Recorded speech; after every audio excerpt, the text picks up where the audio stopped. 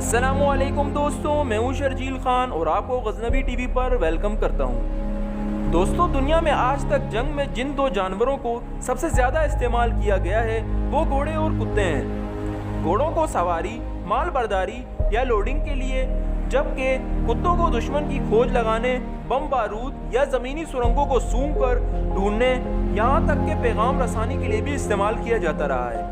تاہم world war 2 کے دوران روس نے پہلی مرتبہ کتوں کو بطور ٹینک شکن، بختر شکن، فوجی ٹرک اور جیپ شکن کے طور پر استعمال کرتی رہی ہے، جس کے بارے میں ہم آج کی ویڈیو میں بات کریں گے۔ دوستو، 22 جون 1941 کو جرمنی نے روس پر ایک وسیع پیمانے کا حملہ کر کے اس پر ایک جنگ مسلط کر دی۔ روس اس جنگ کے لیے قطعاً راضی نہ تھا۔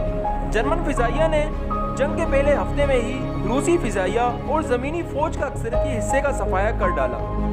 ادھر زمین پر روسی افواج کو تیزی سے پیش قدمی کرتی جرمن فوج سے بچتے ہوئے پیچھے ہٹنا پڑا، اور وہ بھاگتے ہوئے بڑی تعداد میں اپنا اسلحہ بھی پیچھے چھوڑ گئے، جن پر آگے چل کر جرمن افواج نے ان ہتھیاروں پر قبضہ کر لیا۔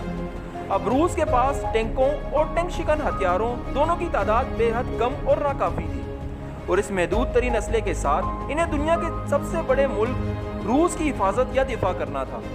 لہٰذا روس کو جرمنی کے ہاتھوں بری طرح شکست سے بچانے کی خاطر روسی افواج جرمن فوج کے خلاف ہر ممکن دستیاب وسائل اور ہتھیار استعمال کرنے پر آمادہ تھی۔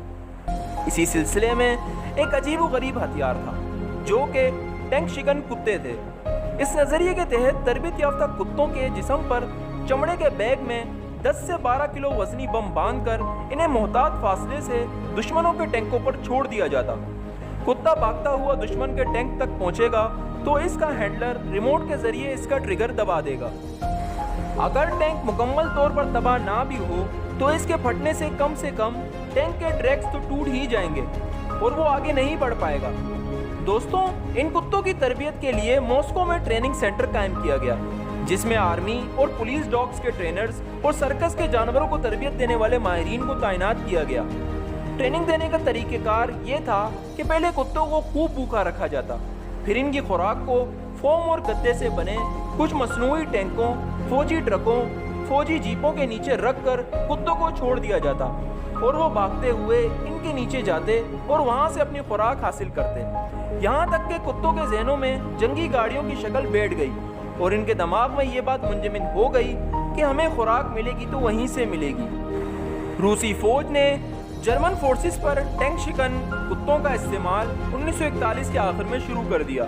مجموعہ طور پر 100 کے قریب کتے اس جنگ میں شامل ہوئے، جس میں سے 30 کتے پہلے گروپ میں تھے، مگر یہ منصوبہ انتہائی بری طرح سے ناکام ہو گیا، اور سوائے 2-4 ٹینکوں کو نقصان پہنچانے کے اس حکمت عملی سے کوئی فائدہ نہ ہوا۔ کتے بھی سب کے سب ان کارروائیوں میں مارے گئے۔ دوستوں، ناکامی کی وجوہات یہ تھی کہ کتوں کو جو تربیت دی گئی وہ خاموش اور پرسکون ماحول میں تھی۔ جب کتوں کو جنگ میں بھیجا گیا تو انتہائی شور، گرد و غبار اور دھماکوں کی آواز سن کر کتے کنفیوز ہو جاتے اور یہاں وہاں بھاگ کھڑے ہوتے۔ دوسری وجہ ان کی تربیت ٹینکوں اور گاڑیوں کے ماڈلز پر کی گئی تھی، اور ماڈلز کوئی حرکت نہیں کرتے تھے، مگر جب جنگ میں متحرک گاڑیوں کو کتے دیکھتے تو گھبرا جاتے، کیونکہ کتوں نے تربیت کے دوران انہیں ساکن ہی دیکھا تھا۔ دوستوں، تیسری ناکامی کی وجہ یہ تھی کہ جرمن ٹینکوں کا حملہ اتنا بے وقوف نہیں تھا کہ 2-4 خودکش حملے دیکھ کر پھر بھی کتوں کو ٹینکوں کے قریب آنے دیتے۔